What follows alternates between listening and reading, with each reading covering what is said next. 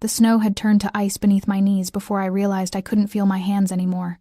I'd been running for 23 minutes. I knew because I'd checked my phone obsessively every block, watching the battery die from 18% to 4%, then finally to nothing at all. The screen went black somewhere between Lexington and 3rd Avenue, and that's when the real panic set in, not when I'd seen Marcus lying in his own blood, not when the man in the charcoal suit had turned those dead eyes toward me, but when I lost my last connection to the world that made sense. The marble steps appeared through the curtain of falling snow like a hallucination. I didn't choose the building. My legs simply gave out, and the building happened to be there, a limestone fortress with iron gates and windows that glowed amber against the white dark sky. I crawled up 3 steps before my vision tunneled, my palms scraping against stone that felt warm compared to everything else. The copper taste in my mouth was my own blood. I'd bitten through my lip somewhere during the sprint through Central Park. This is how I die, I thought with strange clarity, frozen on a stranger's doorstep in a cocktail dress, barefoot, with Marcus's blood still wet under my fingernails. The door opened. I didn't hear it, the wind was screaming too loud, or maybe my ears had stopped working along with everything else. But I felt the change in air pressure, felt the wall of heat that rolled over me like a physical thing, and when I managed to lift my head, I saw him. Tall, dark suit, despite the late hour. Eyes like cut glass catching the light from the chandelier behind him. He didn't gasp, didn't shout for help, didn't fumble for his phone. He looked at me the way a surgeon might look at an interesting wound clinical, assessing, already 3 steps ahead of the crisis. Who's following you? His voice was smooth, controlled, with an accent I couldn't place through the ringing in my ears. I opened my mouth, but nothing came out except a thin wheeze. He stepped forward, and I flinched, an involuntary full-body recoil that sent fresh pain lancing through my ribs. Something was broken there. I'd felt it crack when I'd vaulted over the park fence. Easy. He crouched down, moving with the kind of deliberate grace that made me think of predators. Big cats, sharks, things that killed efficiently. I'm not going to hurt you. The laugh that bubbled up from my chest sounded hysterical even to me. Not going to hurt me, as if the universe hadn't already done enough of that tonight. His hand touched my shoulder steady, warm through the thin fabric of my dress, and I jerked my head up to look at him properly. Beautiful. That was the word that cut through my shock. Brutally, unfairly beautiful, with sharp cheekbones and a mouth that looked like it rarely smiled. His hair was black, pushed back from his face, and there was a scar, thin and pale, that ran from his left temple to his jaw. They killed him, I whispered, and saying it out loud made it real in a way that shattered something fundamental inside me. They killed Marcus, and I saw, inside. It wasn't a request. He slid one arm beneath my knees, the other around my shoulders, and lifted me like I weighed nothing at all. Now, the world tilted. I should have fought every self-defense class I'd ever taken, screamed at me to fight, but my body had moved past the point of cooperation. I was dimly aware of crossing a threshold, of the door slamming shut with a finality that sounded like a vault closing, of warmth and light and the scent of leather and something darker, more expensive. Whiskey, wood smoke, power. He set me down on something soft, a couch, butter-soft leather that my frozen skin stuck to, and disappeared. I heard rapid Italian, clipped and commanding, too fast for me to follow. Then he was back, draping something heavy and warm over my shoulders. Cashmere, a blanket that probably cost more than my monthly rent. Drink. He pressed a glass into my shaking hands, guided it to my lips when I couldn't manage the coordination myself. Brandy. It burned down my throat, pooled like liquid fire in my hollow stomach, and brought tears to my eyes. Good. He took the glass back, set it aside, and I watched as he produced a phone from his pocket, sleek, black, the kind that probably couldn't be traced. Dante, I need a cleanup crew at the Riverside address, and run a check on any police activity in the park. Yes, now. He ended the call without waiting for a response. My teeth were chattering so hard I could hear them clicking. I need to the police, I have to— No police. His eyes locked onto mine, and there was something in them that made my breath catch. Not cruelty, exactly, but a kind of absolute certainty that made argument feel impossible. Tell me what happened. Start with your name. Vera. Vera Chen. The words tumbled out through numb lips. I was at a charity gala. The Hamilton Foundation event. Marcus Webb. He was my friend. My colleague. He said he needed to talk to me outside. Said it was urgent. And when we got to the parking garage, there were these men waiting, and my voice cracked, broke completely. They shot him. Right in front of me. And the one in the charcoal suit, he looked at me, and I ran. I just ran. I didn't even think. The Hamilton Foundation? Something flickered across his face. Recognition. Maybe. Or calculation. You work in finance? Nonprofit consulting. Community development loans. I was babbling now, shock giving way to a manic need to fill the silence. Marcus was going to blow the whistle on something. Money laundering, he said. Offshore accounts. He wouldn't tell me details, just that he needed someone to know. The man, this stranger who'd carried me inside like a broken doll, stood abruptly and walked to the window. He moved the curtain, aside with one finger, peered out into the storm, then let it fall back. When he turned around, his expression had changed. Hardened. Vera Chen, he said quietly, and the way he spoke my name made my blood run cold. Do you know whose house you just collapsed in front of? I shook my head. He smiled then, but it wasn't comforting. It was the smile of a man who'd just been handed an extremely complicated problem. My name is Alessandro Marchesi, he said, and the men who killed your friend work for my family.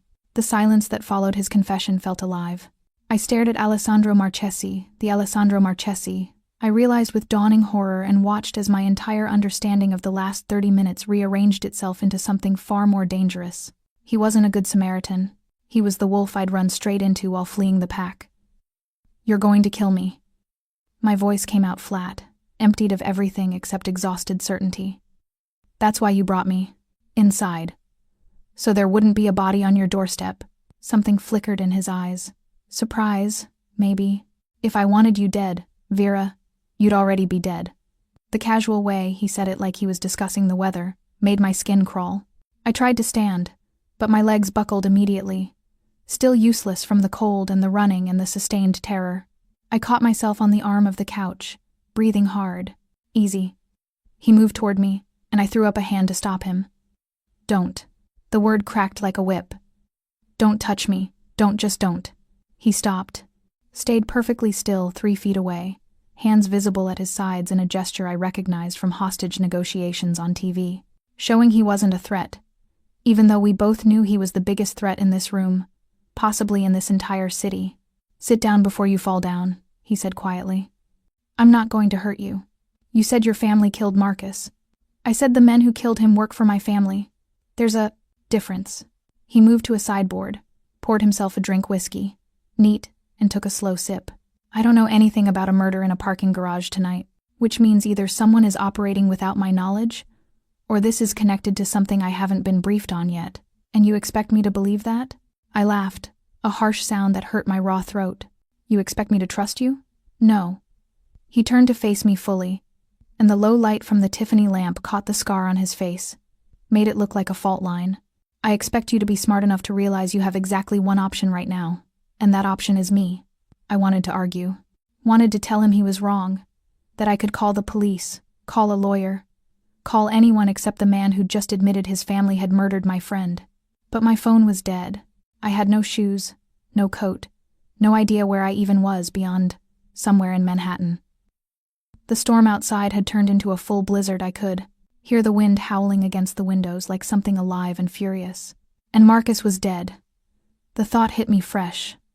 A wave of grief so sharp I had to press my hand to my mouth to keep from sobbing. Alessandro watched me with those calculating eyes. Tell me exactly what Marcus said to you. Every word you can remember. Why would I help you? Because whoever killed him thinks you know something. He set down his glass with deliberate care. And they're going to come looking for you.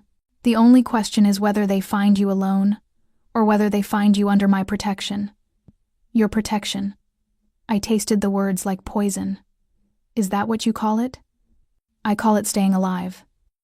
He crossed to the window again, peered out through the curtain. There are 3 types of people in my world, Vera. Those who work for me, those who work against me, and collateral damage. Right now, you're the 3rd category. But you could be the 1st. I'd rather die. No, you wouldn't. He said it with absolute certainty, and something about his tone made me look up sharply. People always say that. In my experience, very few of them mean it. You ran tonight. You didn't freeze, didn't give up. You fought for every breath between that parking garage and my doorstep. That's not the behavior of someone ready to die. He was right, and I hated him for it. I sank back onto the couch, pulling the cashmere blanket tighter around my shoulders. The warmth was seeping back into my body now, bringing with it 1,000 small agonies, my scraped palms, my bruised ribs, my frozen feet that felt like they were burning as sensation returned.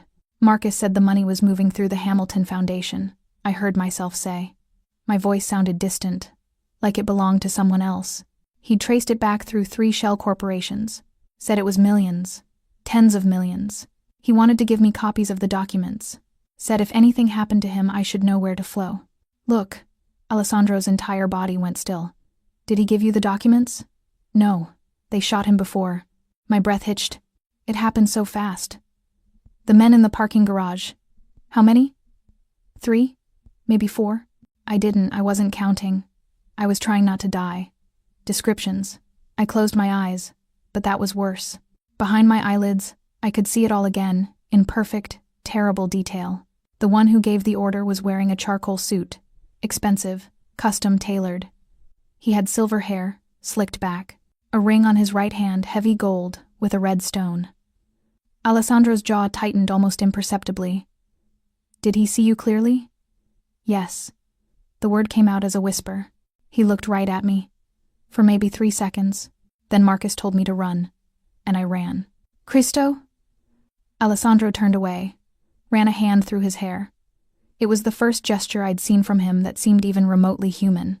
You saw Vittorio Calabrese murder someone, and you're still breathing. Do you understand how remarkable that is? Who is he? My uncle, and the second most powerful man in the Marchesi organization. He looked at me then, and for the first time, I saw something in his expression that might have been concern. He doesn't leave witnesses, Vera. Which means either he wanted you to run, or... The window exploded inward in a shower of glass and bullets. Alessandro moved. One moment he was across the room, the next he was on top of me, his body covering mine as we hit the floor hard. I felt the impact in my already bruised ribs, tasted blood again as I bit my tongue, heard him shouting in Italian harsh, commanding, and then the world dissolved into chaos and gunfire, and the acrid smell of cordite. His weight pressed me into the Persian rug. His hand cradled the back of my head, protecting it. And against my ear, barely audible over the sound of automatic weapons tearing his home apart, Alessandro Marchesi whispered, "Don't scream. Don't move. And for God's sake, don't die on me now." The gunfire stopped as abruptly as it started. Alessandro didn't move. His chest pressed against my back with each controlled breath, his heart beating steady and slow against my shoulder blade, the rhythm of a man who'd been through this before. Too many times before. I, on the other hand, was shaking so violently I could hear my teeth chattering. "Stay down." His voice was barely a whisper against my hair. "They're reloading or repositioning." "How do you... because I would be..." Another burst of gunfire shattered what remained of the window.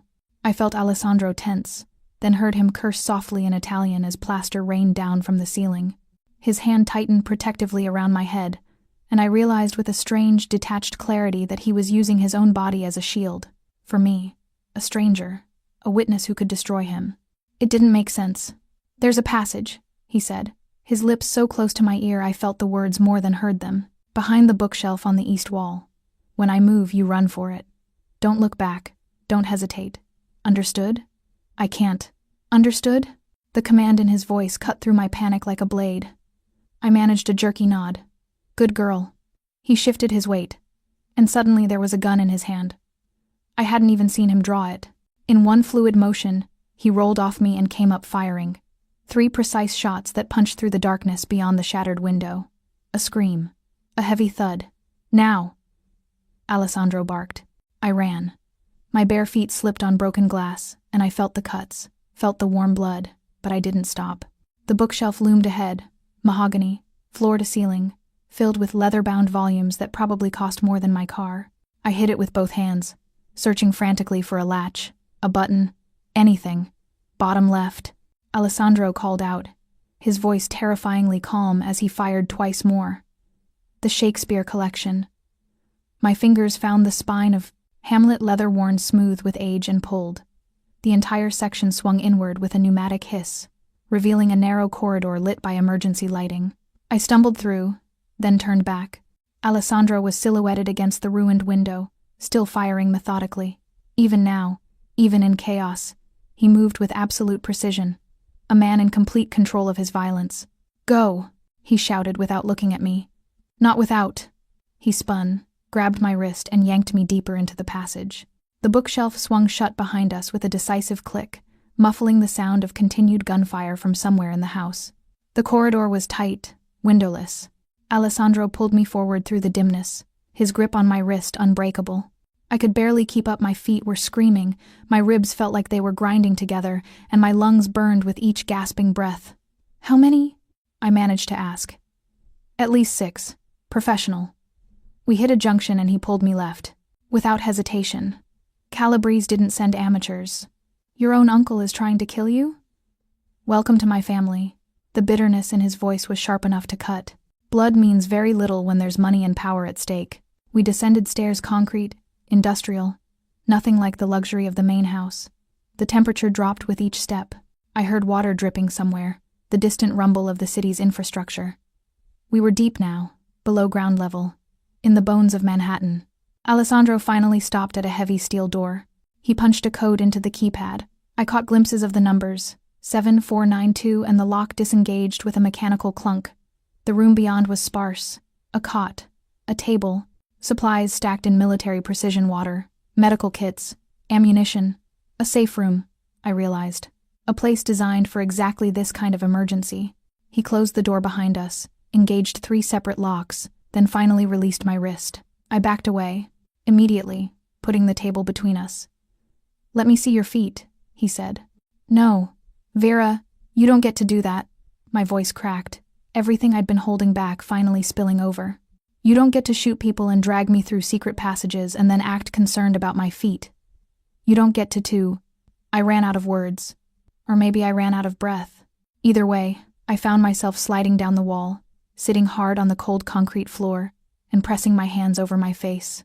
I didn't cry. I was too exhausted, too shocked, too far beyond tears. Alessandro was quiet for a long moment. Then I heard him moving, the sound of a chair scraping, a cabinet opening. When he spoke again, his voice was closer, softer. "My father built these passages in 1987, after the Commission Wars." He knelt a few feet away from me, close enough to talk, far enough to not crowd. In his hands was a first aid kit. I was 7 years old. He made me memorize every route, every safe house, every exit. He said, "In our world, you survive by always having a way out." I lowered my hands, looked at him. In the harsh fluorescent light, he looked different. Younger maybe, or just more human. There was blood on his collar, his own, I realized, from a graze on his neck he hadn't even acknowledged. His suit jacket was torn at the shoulder. He died anyway.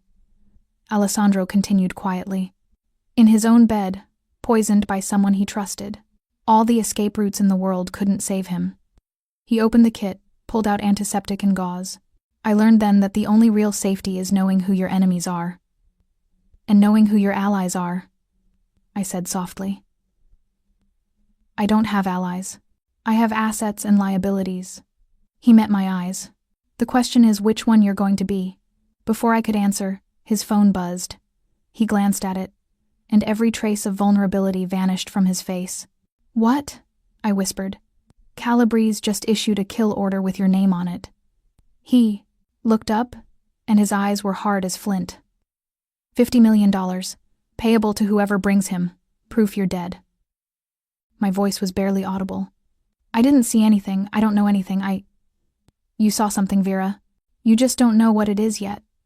Alessandro stood, offered me his hand.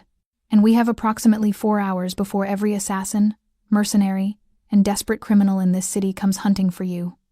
I stared at his outstretched hand, took it. "Then I guess you'd better teach me how to survive," I said. Something flickered in his expression.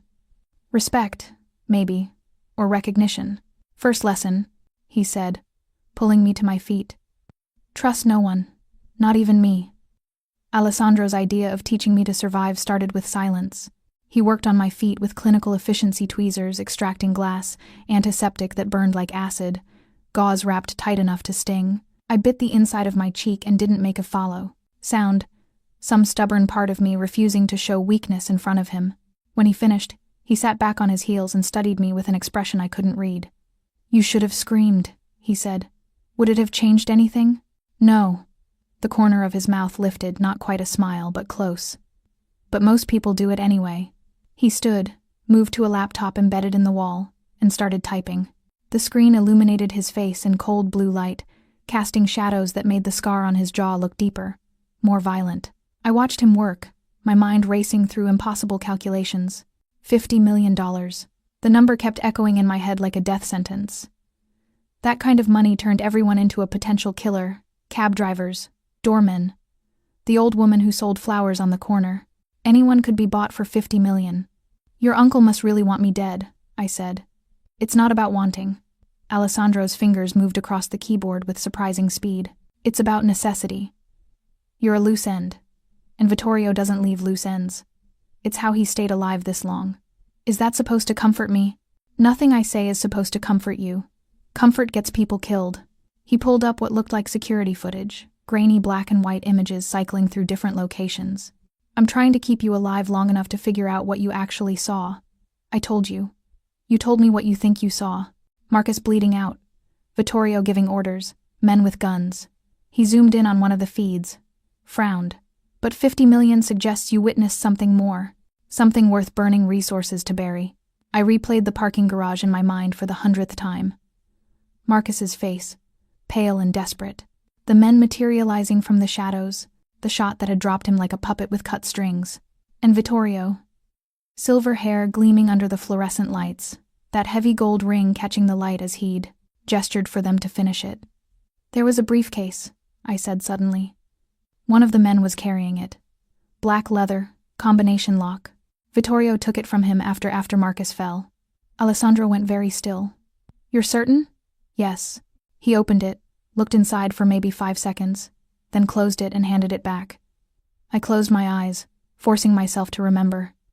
He said something. In Italian. I didn't understand it. "Repeat it. Exactly as you heard it. Il pagamento è completo. Distribuito." The air in the room changed. Alessandro turned from the screen, and the look on his face made my stomach drop. "What?" I whispered. "What did I say?" "The payment is complete. Destroy everything." He crossed to me in 3 strides, gripped my shoulders. "Vera, listen to me very carefully. Was there anyone else in that garage? Anyone at all?" I don't think so. Just Marcus and me, and then the men appeared, before the men." "When Marcus brought you down there, did you see any vehicles? Hear anything unusual?" I tried to think past the panic, past the blood and the running. "There was a car, black SUV with tinted windows. It was running. I remember because the exhaust was visible in the cold. Occupied? I couldn't see inside. The tint was too dark. My heart was pounding now, fear giving way to a different kind of terror. "Alessandro, what's happening? What was in that briefcase?" He released me, turned away. When he spoke again, his voice was carefully controlled, the kind of control that meant he was anything but calm. 6 months ago, the Marchesi family entered into negotiations with a Ukrainian arms dealer.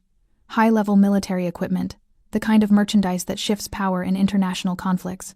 The deal was worth $200 million, with payment structured in 4 installments. He pulled up a new screen, showed me what looked like financial records. The final payment was scheduled for tonight. $50 million in untraceable bearer bonds. The numbers clicked into place with sickening clarity. "The briefcase." I breathed. "The briefcase," he confirmed. "And if Vittorio has it, that means he didn't just kill your friend. He killed the deal, kept the payment for himself, and eliminated the witnesses. But you're his nephew. You're second in line for control of the organization." Alessandro's laugh was harsh. "Which makes me an obstacle. Not an ally. Vittorio's been consolidating power for months, buying loyalty, eliminating rivals. This was supposed to be my operation, my deal. If he can frame its failure on me while stealing the profit, he becomes the obvious choice to lead. I finished, and I become a liability, another loose end to tie up." He met my eyes. "Congratulations, Vera. You didn't just witness a murder. You witnessed a coup." The room felt smaller suddenly, tighter. I could hear my own breathing, too fast, too shallow. "So what do we do?" We. He raised an eyebrow. You. Said I had one option, and that option was you. Well, it sounds like you need me just as badly now. I'm your witness. Your proof that Vittorio betrayed the family. Proof that will get you killed the moment anyone knows you have it. I'm already marked for death, I shot back. At least this way it means something. Alessandro studied me for a long moment, and I watched something shift in his expression, calculation giving way to something almost like admiration. You're braver than I gave you credit for, he said quietly. I'm terrified. Same thing, in my experience. He turned back to the laptop, pulled up a new window. If we're going to survive this, I need to contact someone. Someone outside the family structure. Someone I trust. I thought you said you don't have allies. I don't. But I have one person who owes me a debt big enough to collect on. His fingers flew across the keyboard, typing an encrypted message. Her name is Katia Volkov. The laptop screen went black, then red. Then a single line of text appeared, stark white against the crimson background. We know where you are, Alessandro. Come up and maybe we'll let the girl live. The lights in the safe room flickered, died, and in the sudden, complete darkness, I heard Alessandro's voice, quiet, deadly, absolutely furious. They breached the system. We have to move, now. Alessandro's hand found mine in the darkness, warm, certain, pulling me forward before my brain could catch up to my feet. Don't let go, he said. I didn't plan to. We moved through the blackness like ghosts, Alessandro navigating by memory alone.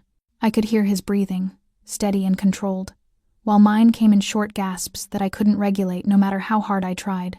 The bandages on my feet were already soaking through, each step a bright spark of pain. There's a secondary exit, he murmured. 30 meters ahead, through the water main access. It's going to be tight. How tight? You'll find out. Sound echoed from somewhere behind us, metal on metal, deliberate and rhythmic. They were cutting through the door. Alessandro's hand tightened around mine, and he pulled me faster. We hit a corner and he stopped abruptly. I crashed into his back, felt the solid muscle beneath his torn shirt, smelled gunpowder and expensive cologne and something darker underneath. Fear, maybe, or fury. Listen to me. His voice was barely a whisper in my ear. The tunnel floods when it rains. With the blizzard tonight, there's going to be water, possibly waist deep. Can you swim? Yes, but then you'll be fine. Stay behind me. Keep one hand on my shoulder. If we get separated, follow the current. It leads to a drainage outlet in the East River. The East River in a blizzard will kill me. Slower than a bullet will. He turned, and even though I couldn't see his face, I felt the weight of his gaze. Trust me, Vera. I shouldn't have. Every rational part of my brain screamed that trusting a Mafia boss was suicide. But he'd covered my body with his during the gunfire. He'd treated my wounds. He'd told me the truth about Vittorio when he could have just as easily killed me himself. Okay, I whispered. His thumb brushed across my knuckles, brief, almost tender, and then he was moving again. The tunnel entrance was exactly where he'd said it would be. I felt the change in air pressure, heard the rush of water, and then we were descending into cold that made the blizzard feel warm by comparison. The water hit me at knee level first, so cold it stopped my breath, then thigh level, then waist. Alessandro kept pulling me forward, and I kept my hand locked on his shoulder, feeling his muscles work with each step, using him as an anchor against the current, trying to sweep my feet out from under me. Almost there, he said, but his voice was tight now, strained. Are you hurt? I'm fine. You're lying. He laughed, a short, sharp sound that echoed off the tunnel walls. Yes, I'm lying. The bullet that grazed my neck went deeper than I thought, but we don't have time for me to bleed, so I'm choosing not to acknowledge it. That's not how bleeding works. It's how everything works in my world. You decide what matters and you ignore everything else. The current surged suddenly, and my feet lost purchase.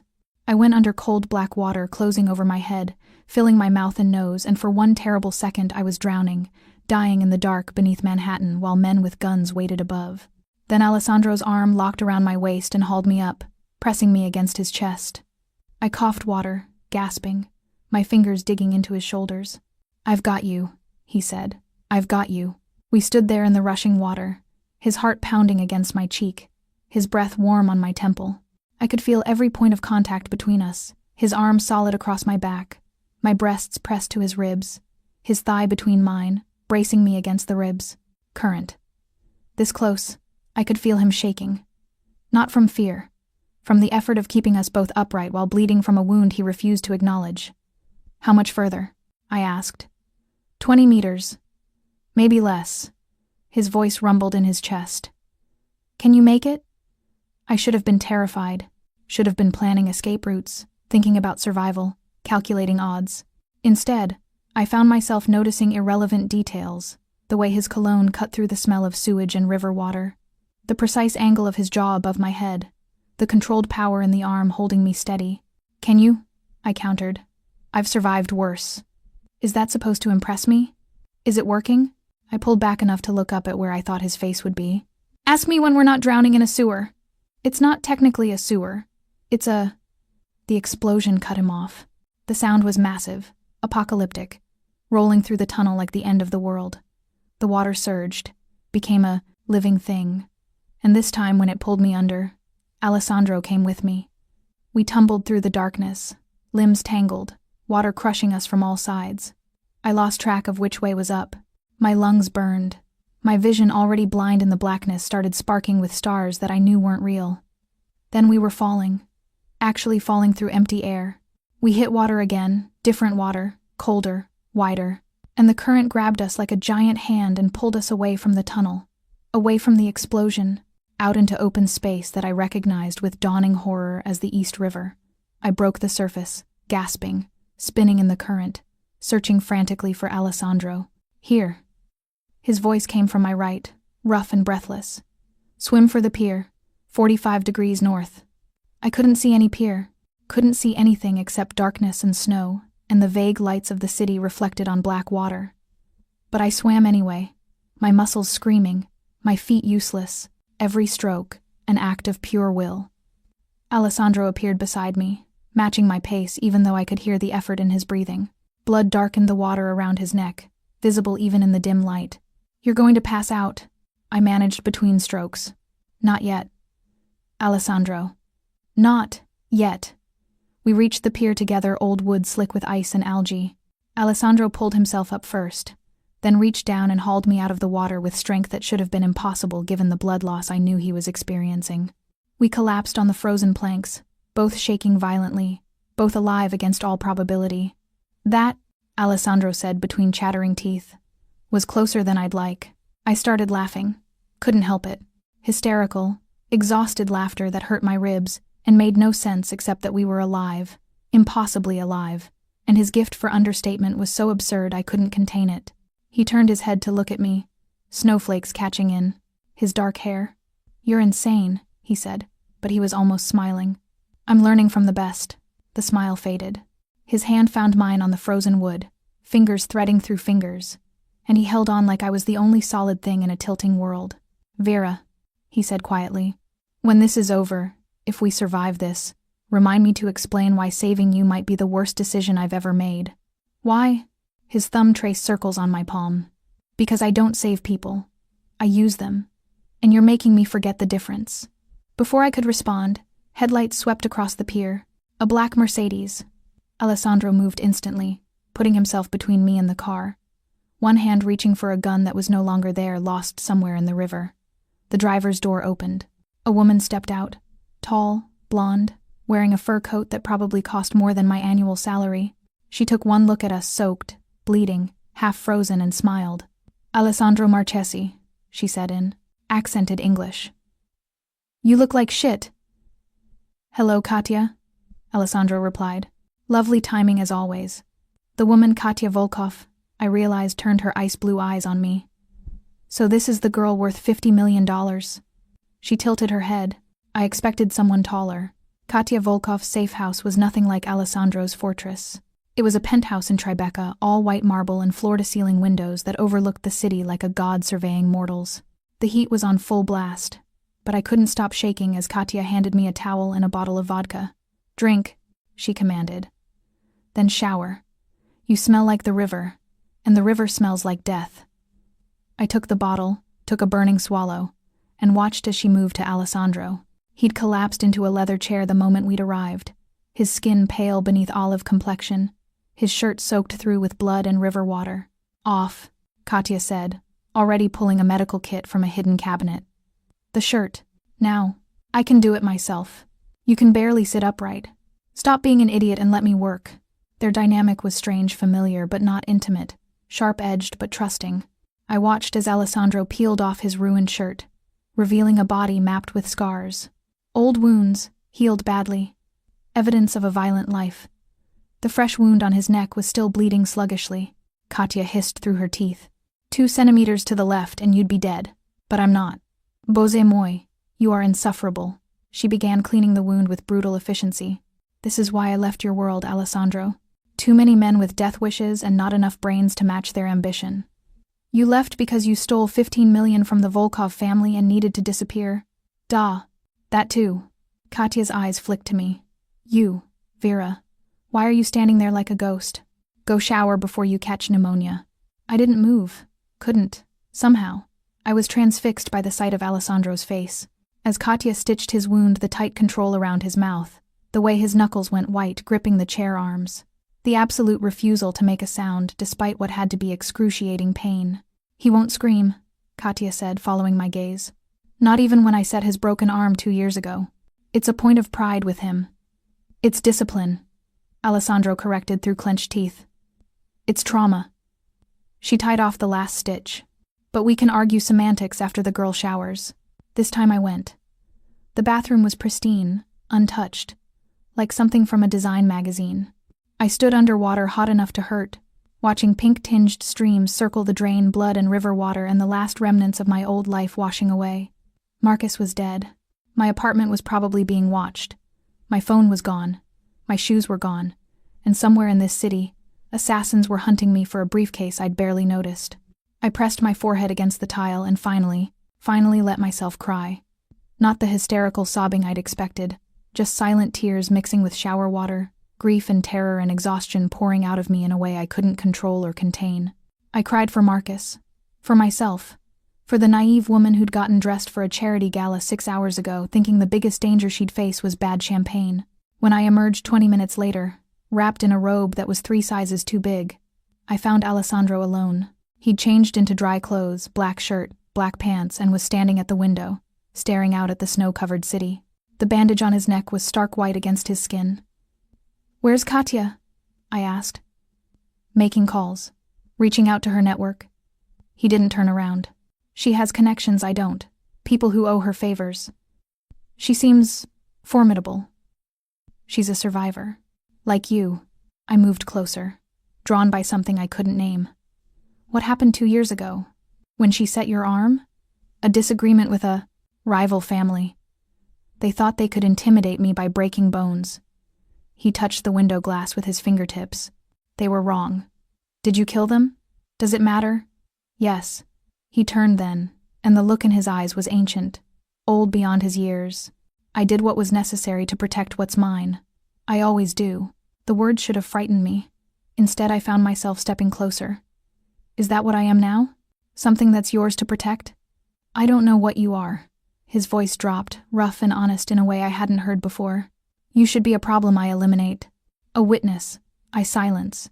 But instead you're—" He stopped, jaw working like the words were physically difficult. "I'm what?" I pressed. "A complication." He reached out slowly, giving me time to pull away, and brushed a wet strand of hair from my face. His fingers lingered at my jaw, the kind that gets people killed. My heart was hammering so hard I was certain he could see it. "You've kept me alive this far because I need your testimony against Vittorio." "Is that the only reason?" His thumb traced my lower lip. "Featherlight. Devastating. It should be." The air between us felt charged, dangerous. I could smell him, clean cotton and antiseptic, and something underneath that was purely him. Could see the war happening behind his eyes, discipline fighting against something raw. "Alessandro," I whispered. He leaned in, and I thought he might kiss me. Wanted him to kiss me with an intensity that should have terrified me. But instead, he pressed his forehead to mine in gesture more intimate than any kiss could have been. "I can't," he said, voice rough. "If I start, I won't stop. And you deserve better than a man who solves problems with bullets." "What if I don't want better?" "Then you're more damaged than I thought." He pulled back, and the loss of contact felt like cold water. "Get some sleep, Vera. Tomorrow we start planning how to take down my uncle. And that means you need to be sharp." He turned away, dismissing me. I should have left. Should have taken the escape he was offering. Instead, I caught his wrist.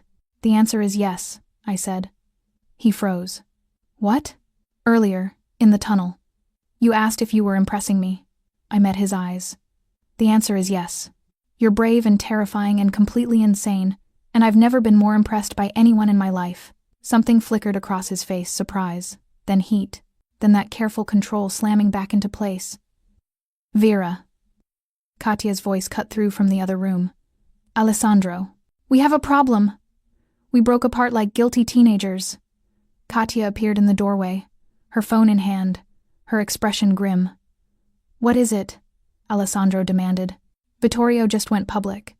He's calling a family assembly for tomorrow night, a vote of no confidence in your leadership." She paused. "And he's claiming you've kidnapped a civilian witness to cover up your involvement in the failed arms deal." Alessandro's face went completely blank. "He's framing me. Perfectly. He has photographic evidence of you abducting Vera from the charity gala. Testimony from witnesses who saw you carrying her into your car. I was saving her life. He's spinning it differently. And the commission is listening." Katya's eyes were sympathetic. "You have 18 hours before they vote to strip you of your position and hand you over to Vittorio for justice." The silence that followed was absolute. Then Alessandro turned to me, and the look in his eyes made my blood run cold. "There's only one way to prove my innocence," he said quietly. "We need to find that briefcase. And to do that, Vera, I need you to remember everything. Every detail from that parking garage. No matter how small. I've told you everything. No." He moved closer. Urgent now. "You've told me what you consciously remember. But the human brain records more than we realize. Katya has access to a specialist, someone who can help unlock those memories." "What kind of specialist?" Katya and Alessandro exchanged a look.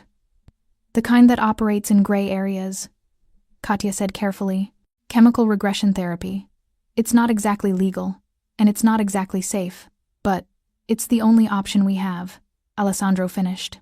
"Vittorio is destroying me piece by piece, and in 18 hours I'll either be dead or wishing I was."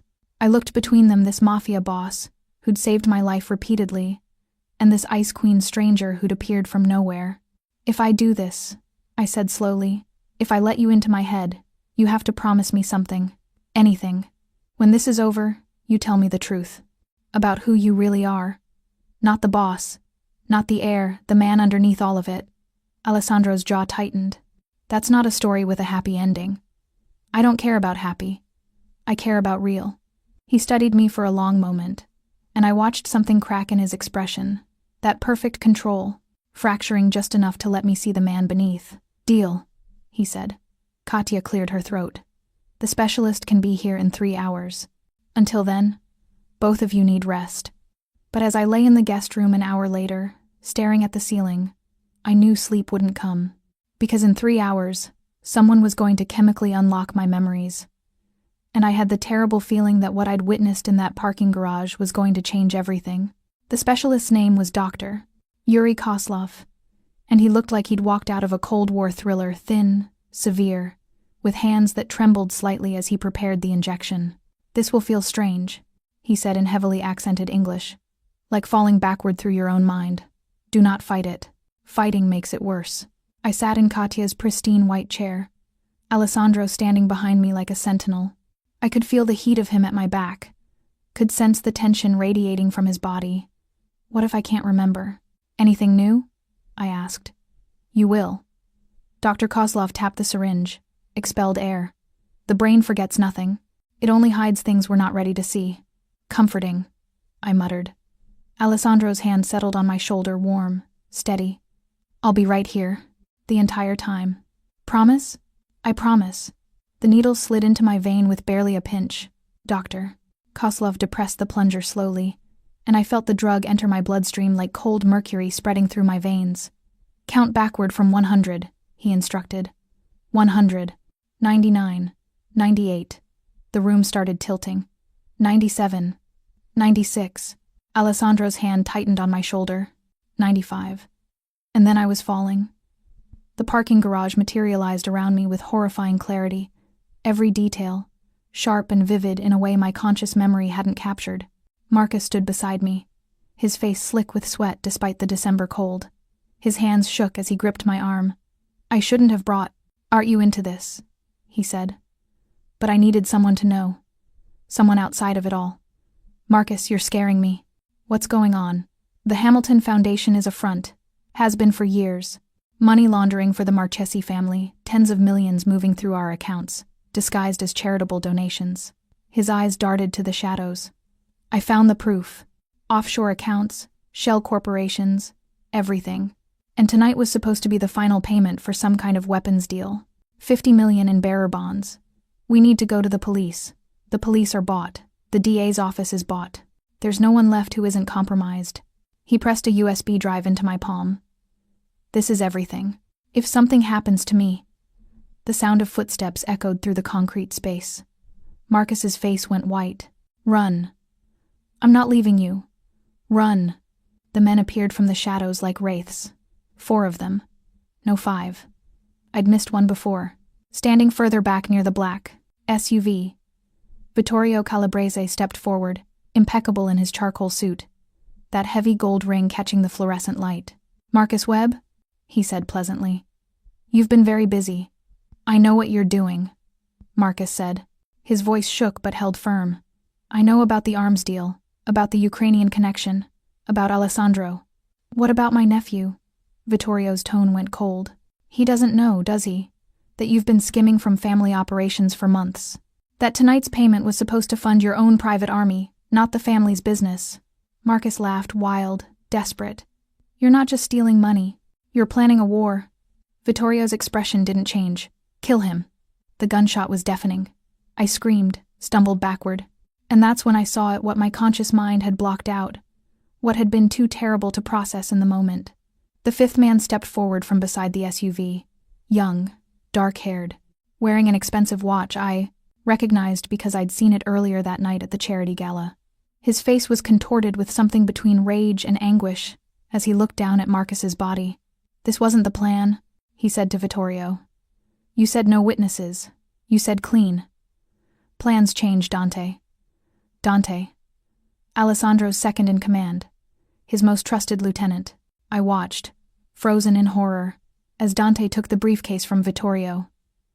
As he opened it, revealing stacks of bonds that caught the light like captured gold. "Is it all there?" Vittorio asked. "Every dollar." Dante's voice was hollow.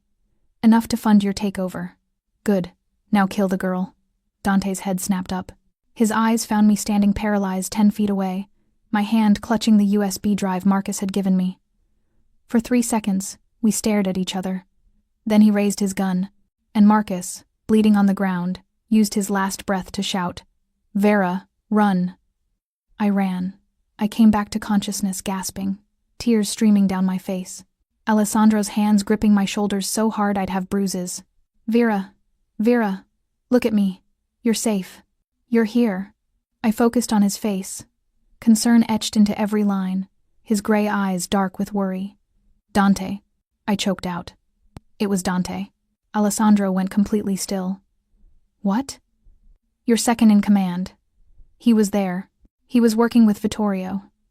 The words tumbled out in a rush. He had the briefcase. He knew about the plan. "Alessandro. He's the one who was supposed to kill me." "No." Alessandro's voice was flat, absolute. "That's impossible. Dante has been with me for 8 years. He's saved my life. He's betraying you." I grabbed his shirt, desperate to make him understand. "I saw him. I heard him. And he has the briefcase, which means he has the proof of Vittorio's embezzlement and the evidence of the weapons deal. And he can use it to destroy you." "Enough."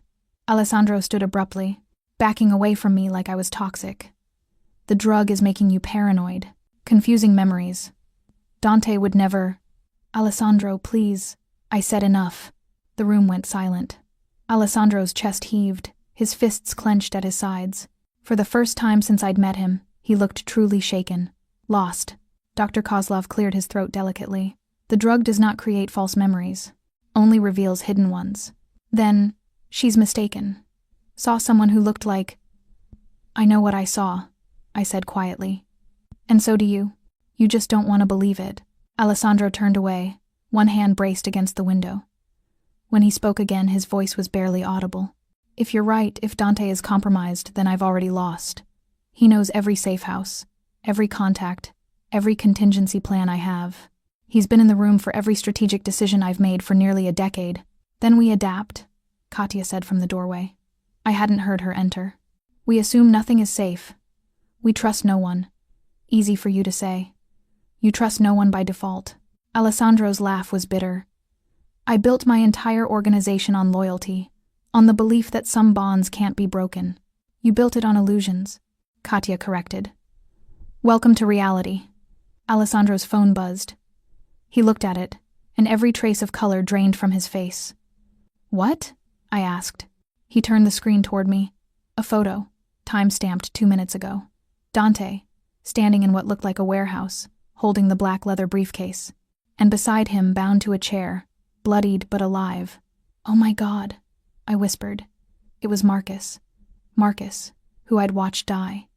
Marcus, who'd bled out on a parking garage floor. Except he was very clearly, impossibly alive. The text below the photo read, Your accountant friend is quite resilient. Pity the same can't be said for your operation. Assembly has been moved up. You have 6 hours to surrender yourself, or we start sending him back to you in pieces. I looked at Alessandro. How blanks? His voice was dead. They used blank rounds in the garage. Fake blood. It was theater. All of it. He met my eyes. They wanted you to run. Wanted you traumatized enough to seek help. Wanted you to run straight to me. I led them to you, I breathed. This whole time, I've been the trap. Yes. The word hung between us like a death sentence. So what do we do? I asked. Alessandro looked at the photo of Marcus, beaten, terrified, alive against all odds. Then he looked at me. We spring the trap, he said, and we make them regret ever setting it. The warehouse district at 3 a.m. looked like the end of the world. I sat in the passenger seat of Katya's Mercedes, watching Alessandro check his weapons with mechanical precision. 2 handguns, spare magazines, a knife strapped to his ankle. Each movement deliberate, practiced the ritual of a man preparing for violence. You don't have to do this, I said for the 3rd time. Yes, I do. He didn't look at me. Marcus is alive because of information you gave him. That makes him my responsibility. He's bait. Vittorio wants you to walk into that warehouse. I know. And you're going anyway. I know. Finally, he turned to face me. In the dim light from the dashboard, his scar looked like a lightning strike. You're staying in the car with Katya. No matter what you hear, no matter what you see, you do not leave this vehicle. Understood? No. His jaw tightened. Vera, you said we were springing the trap together. You don't get to protect me now. I reached for the door handle. Besides, I'm the only leverage you have. Vittorio wants me dead. Use that. Absolutely not. Alessandro. I waited until he looked at me. Marcus is in there because of me. Because I trusted him with my fears about the Foundation's finances. Because I encouraged him to dig deeper. His blood, fake or real, is on my hands. I'm not sitting in a car while you risk your life to save him. Something shifted in his expression. Respect, maybe. Or recognition. You're the most stubborn woman I've ever met.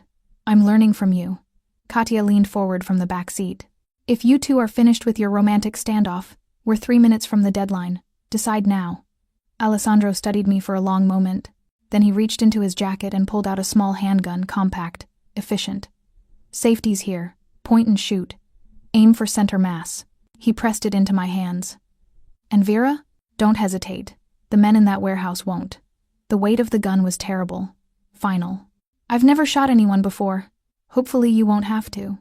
He touched my face, brief, achingly gentle. But if it comes down to you or them, you choose yourself. Every time. Promise me. I promise. We exited the car together. The warehouse loomed ahead, corrugated metal and broken windows. The kind of place where bad things happened and nobody asked questions. Light spilled from the loading bay entrance, painting the snow-covered ground in pace, sickly yellow. Alessandro moved like a shadow, and I followed in his wake, my heart hammering so hard I could feel it in my throat. The gun in my waistband felt both too heavy and not heavy enough. Inside, the warehouse was a vast, empty space, broken by support columns and abandoned machinery. And in the center, under a single hanging light Marcus. He was worse than the photo had shown. His face was swollen, one eye completely shut, blood crusting his split lip, but he was breathing. When he saw me, his good eye widened. "Vera," he croaked. "No. You shouldn't. Touching, really." Vittorio emerged from the shadows, flanked by 6 men, all armed, all pointed at us. And beside Vittorio, Dante. He wouldn't meet my eyes. Alessandro went very still beside me. I could feel the fury radiating off him in waves, but his voice when he spoke was ice cold. "Hello, Uncle. I received your invitation. And you brought the girl. How considerate." Vittorio's smile was reptilian. "You've made this so much easier than I anticipated. Let Marcus go. He's not part of this. But he is. He discovered my little financial arrangements. Can't have that information floating around." Vittorio gestured lazily. "Though I must thank him. Without his meddling, I never would have crafted such a perfect trap. Using Vera as bait was inspired," Alessandro said. His hand moved slowly toward his weapon. "Almost as inspired as recruiting my own lieutenant to betray me." Dante flinched. "Don't blame Dante too harshly," Vittorio said. "I simply offered him what you never could: recognition. Respect. Your father's ring when I take control of the family. My father's ring belongs to the heir. It belongs to whoever's strong enough to claim it." Vittorio's voice hardened. "You were always too soft, Alessandro. Too concerned with honor and loyalty. Your father's son in all the wrong ways. And you're nothing like him at all. Precisely. Which is why I'll succeed where he failed." Alessandro's hand closed around his gun. Everything happened at once. Vittorio's men raised their weapons. Alessandro drew and fired 3 shots, impossibly fast, dropping 2 men before they could react. Dante dove for cover.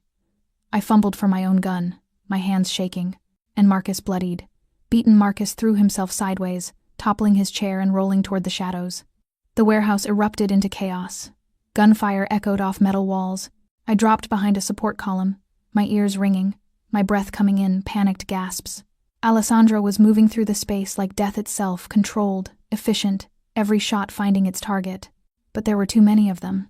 I saw him take a hit shoulder, spinning him around, and something inside me snapped. I raised my gun, aimed at the man targeting Alessandro, pulled the trigger. The recoil shocked me. The man went down, clutching his leg, screaming. Alessandro's eyes found mine across the warehouse, surprise and something darker. Pride. Then Dante was there, appearing from nowhere, his gun pressed to my temple. "Drop it," he said quietly. "Please, Vera. I don't want to kill you." Alessandro froze. "Dante, don't." "I'm sorry, boss." Dante's voice cracked. "But he's offering me everything. And you never saw me as anything more than a loyal dog. That's not true." "It is." Dante's hand shook against my head. 8 years I've served you. 8 years I've bled for you. And you still introduce me as my lieutenant like I'm a tool, not a person. "Because I thought we were family," Alessandro said, and the raw pain in his voice made my chest ache. "You don't introduce family. They just are." Dante wavered. In that moment of hesitation, I made my choice. I dropped straight down, using my smaller size against him. His shot went high, missing me by inches. Alessandro's didn't miss catching Dante in the shoulder, spinning him around. Dante fell, his gun clattering across the concrete. But Vittorio was already moving, already running for the exit, and he grabbed Marcus on the way, pressing a knife to his throat. "Nobody moves," Vittorio commanded. "Or the accountant dies. For real this time."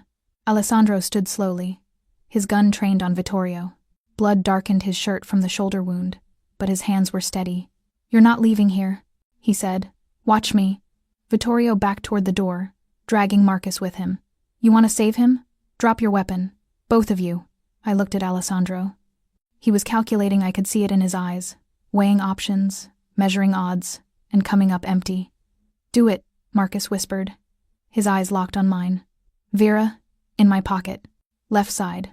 USB drive. Everything's on it. Every account. Every transaction.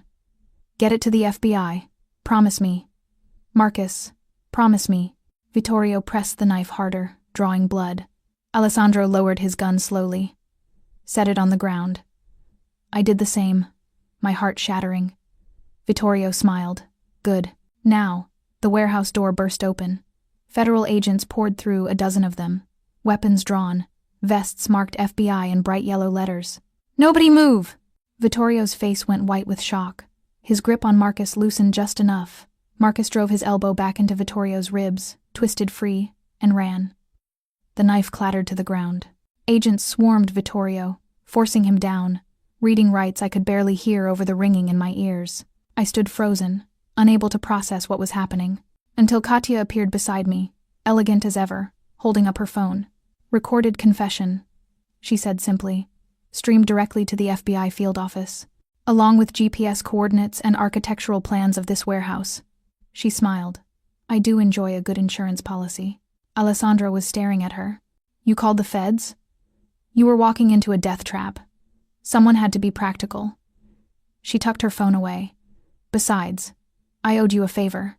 Now we're even." Marcus stumbled toward me, still bleeding, still beaten, but alive. Really, truly alive. "The USB," he gasped. "Did you—" I reached into his pocket, felt the small drive, and pulled it free. "I've got it," he sagged with relief. Alessandro crossed to Dante, who was being cuffed by agents, still clutching his wounded shoulder. "Why?" Alessandro asked quietly. Dante looked up, and tears were streaming down his face. "Because he made me feel seen. And you made me feel useful. There's a difference." Alessandro's expression crumpled just for a second, just enough for me to see the devastation underneath before the mask slammed back into place. "Take him," he told the agents. As they dragged Dante away, Alessandro turned to me. Blood stained his clothes. Exhaustion carved lines into his face. But his eyes were the most human I'd ever seen them. "It's over," I said. "No." He took a step closer. "Now it begins. The FBI will want testimony. The commission will demand explanations. Vittorio's. Allies will seek revenge. Another step. You should run, Vera. Disappear. Change your name. This world, my world, it destroys everything beautiful it touches. Is that what you think I am?" My voice was barely a whisper. "Beautiful? I think you're the first thing in 20 years that's made me want to be something other than what I am." He reached for me, and I reached back, and our hands met in the space between us. "Alessandro Marchesi?" An agent appeared, badge extended. "We need you to come with us. We have questions about your involvement with Vittorio Calabrese's organization." Alessandro's hand tightened on mine, then released. "Of course," he said smoothly. "I'm happy to cooperate." As they led him away, he looked back once, mouthed 2 words. "Wait for me." I stood in that warehouse surrounded by agents and evidence, and the wreckage of a Mafia war, holding Marcus's USB drive in one hand and the ghost of Alessandro's touch in the other. And I realized I had no idea if I would wait, or if waiting would kill me faster than any bullet ever could. The FBI interrogation room smelled like stale coffee and fluorescent desperation. I'd been sitting there for 6 hours, repeating the same story to different agents until the words lost meaning. Marcus was in another room. I'd glimpsed him through a window, alive and talking, which was the only thing keeping me sane. The USB drive was in evidence now, along with my clothes, my statement, and apparently my freedom to leave. "We need you to stay in New York," Agent Morrison said for the 3rd time. She was young, ambitious, with eyes that saw through lies. "You're a material witness in a RICO case. Grand jury convenes in 2 weeks." "I understand. Do you?" She leaned forward. "Because Vittorio Calabrese has connections. Even in custody, he's dangerous. And you're the one who can put him away for life." I said, "I understand." She studied me for a long moment. "You care about him. Alessandro Marchesi." It wasn't a question. "I barely know him." "You took a bullet for him." "Or close enough." She tapped the file in front of her. "The warehouse surveillance shows you engaging an armed hostile to protect him. That's not the action of someone who barely knows someone." I said nothing. "He's not a good man, miss. Chen, his family has been running criminal enterprises for 3 generations. Money laundering, extortion, racketeering. We have files on him this thick." She held up her hands a foot apart.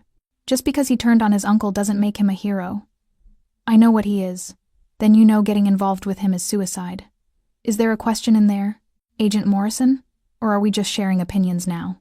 She sat back, lips compressed. "You're free to go. But think about what I said. Men like Alessandro Marchesi don't change. They just learn to hide what they are better. Katia was waiting outside the FBI building, looking impossibly elegant despite the early morning hour. She handed, "Tell me a coffee and a burner phone" without comment. "Alessandro?" I asked, still being questioned. They have less on him than they'd like. Vittorio kept him deliberately out of the loop on most operations. Smart, in retrospect. She started walking, and I fell into step beside her.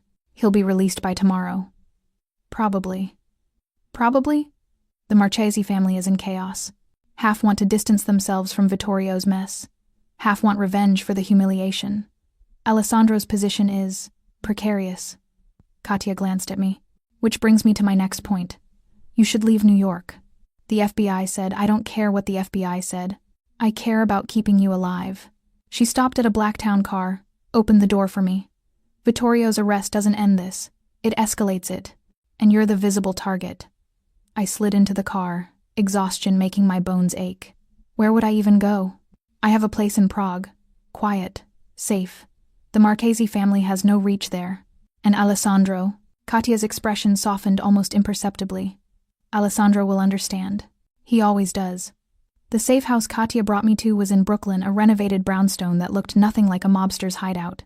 She left me there with instructions to rest, a fully stocked kitchen, and 3 different phones in case of emergency. I lasted 40 minutes before the walls started closing in. I needed air. Needed to move. Needed to not think about Alessandro in an interrogation room or Marcus's beaten face or the weight of the gun in my hand when I'd pulled the trigger. I stepped onto the brownstone's roof access, a small terrace with a view of the Manhattan skyline across the river. Dawn was breaking, painting everything in shades of gold and pink that felt obscene given the violence of the last 24 hours. Beautiful, isn't it? I spun around. Alessandro stood in the doorway, looking like he'd walked through hell. His clothes were rumpled, blood-stained, the bandage on his neck visible above his collar. But he was here, free, alive. "How did you—" Katia gave me the address, against her better judgment, I'm sure. He stepped onto the terrace, kept his distance. "I needed to see you. The FBI released me an hour ago. Insufficient evidence to charge, though they'd love to change that." A ghost of a smile crossed his face. "Turns out being deliberately excluded from your uncle's coup has its advantages." We stood there in the growing light, the city waking up around us, and I didn't know what to say. Everything felt too big, too complicated, too impossible. "Katia thinks I should leave," I said finally. "Go to Prague. Disappear until the trial." Alessandro's jaw tightened. "She's probably right." "Is that what you want?" "What I want doesn't matter. What's safe for you matters." "That's not an answer." He moved, then crossed the distance between us in 2 strides, and framed my face with his hands. His palms were warm, rough, shaking slightly. "What I want," he said, voice low and fierce, "is to keep you. To hide you away somewhere my world can't touch you. To wake up next to you without wondering which enemy will use you against me." His thumb brushed my cheekbone. "What I want is impossible, Vera. So I'm trying to want what's right instead. And what's right is me leaving. Yes, I should have agreed. Should have seen the wisdom in it. Instead, I found myself rising on my toes, closing the last few inches between us, and pressing my lips to his. He went completely still, shocked into immobility for exactly 3 heartbeats. Then he kissed me back. It wasn't gentle. Wasn't the tentative exploration of new lovers. It was desperate, consuming, like we were drowning and each other was air. His hands tangled in my hair, pulling me closer. I gripped his shirt, felt the rapid hammer of his heart beneath my palms. He tasted like coffee and copper, and something darker I couldn't name. Every nerve in my body sang with want, with need, with the terrible recognition that this was both the worst and best decision I'd ever made. When we finally broke apart, both breathing hard, Alessandro pressed his forehead to mine. "You're going to destroy me," he whispered. "Good," I whispered back. "You've already destroyed me." He laughed a broken, beautiful sound and kissed me again. Softer this time. Sweeter, like he was memorizing the taste of me. "Come inside," he murmured against my lips. "Let me, I understood what he couldn't say. The need to confirm I was real, alive, here. The need to forget violence with tenderness. The need to claim something good from the wreckage. Yes, I breathed. He led me inside, and the door closed behind us with a finality that felt like fate. Later, hours later, when the sun was high and we lay tangled in sheets that smelled like us, Alessandro traced the bruises on my ribs with gentle fingers. I should let you go, he said quietly. But you won't. No, he met my plung eyes. I'm too selfish, too damaged, too in love with you to do the right thing. My heart stopped. What did you say? I love you. He said it simply, like it was obvious, like it hadn't just rearranged my entire universe. I've loved you since you looked at me in that warehouse and chose to fight instead of run. Maybe before, maybe from the moment you collapsed on my doorstep and didn't apologize for bleeding on my marble. Tears pricked my eyes. That's the worst love confession I've ever heard. It's the only one I have. I kissed him soft, sweet, sealing the confession between us. I love you too, I said. And I'm not going to Prague. Vera, I'm staying. I'm testifying. And after this is over, we're going to figure out what happens next. Together. It won't be easy. Nothing about you is easy. He smiled, genuinely smiled, and it transformed his face into something young and hopeful. Together, he repeated, like testing the word. I've never had that before.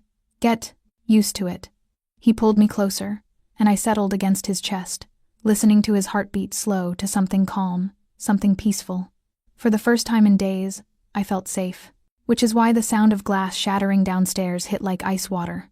Alessandro was up instantly, reaching for his gun on the nightstand.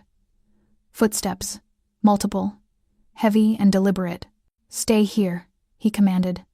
Not a chance. He opened his mouth to argue. The bedroom door exploded inward. 3 men poured through, weapons raised, and leading them, wearing an expression of cold triumph, was someone I recognized from Alessandro's family photos. His cousin, Marco Marchesi. Hello, Alessandro, Marco said pleasantly. The commission sent me to deliver a message. You've been voted out, effective immediately. He smiled. And they want the girl. Seems Vittorio had one final card to play, a signed confession implicating her as his co-conspirator in the weapons deal. That's insane, I breathed. I had nothing to do with, tell it to the commission. They meet in 1 hour. Marco's eyes glinted. Bring her willingly, and maybe they'll be merciful. Resist, and we're authorized to use force. Alessandro moved in front of me, gun raised. You'll have to go through me first, Marco sighed. I was hoping you'd say that. His men raised their weapons. And as Alessandro prepared to fight an unwinnable battle for the second time in 24 hours, I realized something with terrible clarity. Love wasn't going to save us. Only truth would. And the truth I'd been carrying since the parking garage was about to either set us free or get us both killed. Wait. My voice cut through the tension like a blade. Marco's men hesitated. Alessandro didn't lower his gun, but his eyes flicked to me confused, wary. I'll go, I said. To the commission, willingly. But on one condition. You're not exactly in a position to negotiate, Marco said. Actually, I am. I stepped out from behind Alessandro. My heart pounding but my voice steady. Because I have something Vittorio didn't know I had. Something that proves he's been lying to the commission for months. Vera, don't, Alessandro started. Marcus gave me the USB drive before the FBI took it into evidence. I continued, ignoring him. But what I didn't tell anyone, not the FBI, not Alessandro, not anyone, is that I copied it first. Every file, every transaction, every piece of evidence. The lie tasted like ash on my tongue, but I sold it with everything I had. Marco's expression flickered. You're bluffing. Am I? The files show Vittorio embezzling from family operations for 18 months. Offshore accounts in the Caymans under his children's names. Shell corporations funneling money to private military contractors. I took a step forward. The commission thinks I'm his co-conspirator? Fine. Let me show them exactly what he's been doing with their money. Silence. Marco lowered his weapon fractionally. Where's the copy? Cloud storage. Encrypted. If I don't access it every 12 hours with my biometric signature, it automatically sends to the FBI, the SEC, and the New York Times. Another lie. But his eyes told me he believed it. So you can shoot me, Marco, but you'll burn the entire Marchesi family in the process. Alessandro was staring at me like he'd never seen me before. Marco's jaw worked. Then he jerked his head toward the door. Get dressed. Both of you. You have 20 minutes before we leave for the commission meeting. His men filed out. The moment the door closed, Alessandro grabbed my arm. "What the hell are you doing?" "Buying us time." "By lying?" "Vera, if they call your bluff, they won't. Because we're going to make it real." I pulled on my clothes with shaking hands. "Call Katya. Tell her to create a cloud storage account under my name. Fill it with enough real files from the FBI evidence to make it convincing, and make it look like it's been there for days." "That's impossible. For normal people, yes. For a woman who stole 15 million from the Russian mob and disappeared? She'll figure it out." I turned to face him. "Trust me, Alessandro. The way I'm trusting you." He searched my face, then pulled out his phone. The commission met in a restaurant in Little Italy, closed to the public, guarded like a fortress. 8 men sat around a table covered in wine and untouched food, their faces carved from stone and suspicion. I'd expected darkness, shadows, something from a movie. Instead, it was almost mundane. Old men in expensive suits, discussing murder like it was a business merger. Which, I supposed, it was. Marco pushed us forward. Alessandro's hand found mine, squeezed once, then released. "Alessandro Marchesi," the eldest man said. His voice was gravel and old cigarettes. "You stand accused of gross negligence, resulting in the exposure of family operations to federal authorities. How do you answer?" "I answer that my uncle Vittorio orchestrated a coup using federal exposure as cover for his own embezzlement," Alessandro said calmly. "And the proof is standing next to me." Every eye turned to me. I wanted to run, wanted to disappear. Instead, I lifted my chin and met their gazes one by one. "My name is Vera Chen. 3 nights ago, I witnessed Vittorio Calabrese murder my colleague Marcus Webb in what I believed was a random act of violence. I was wrong. It was calculated, theatrical, designed to traumatize me into running to Alessandro for protection, thereby giving Vittorio the perfect excuse to eliminate his nephew and seize control." "Interesting theory," the old man said. "Proof?" I pulled out my phone, the burner Katya had given me. Pulled up the cloud storage account she'd created in record time, filled with enough real documents to pass scrutiny. 18 months of embezzlement, shell corporations, offshore accounts, falsified reports to this commission about family earnings. I set the phone on the table. Everything Vittorio has done to consolidate power while making Alessandro look incompetent. The old man picked up the phone, scrolled through files, his expression unreadable. The silence stretched like piano wire. "This proves Vittorio's betrayal," he said finally. "It doesn't prove your innocence, girl. He claims you helped him structure these transactions. Then ask yourselves why I'd give you the evidence to convict myself." I leaned forward, every survival instinct screaming at me to back down. Vittorio made a mistake. He assumed I was weak, assumed I'd break under pressure. But I'm standing here, offering you the truth, because the alternative is watching innocent people die for one man's ambition. Another silence. Then, Marcus Webb is alive, in FBI custody, talking. My heart stopped. "What?" "We have people inside the bureau. Webb is confirming your story. Says Vittorio used blank rounds and fake blood to simulate his death. Says you had nothing to do with any of." The old man's eyes were hard. "Which means either you're both telling the truth, or you're both very good liars."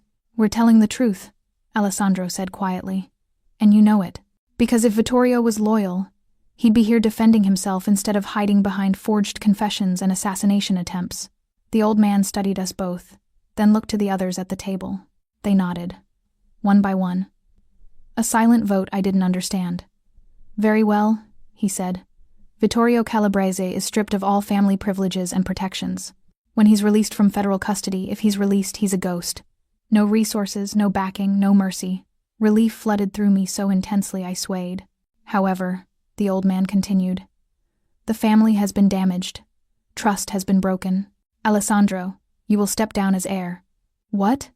Alessandro's voice was sharp. "I did nothing wrong.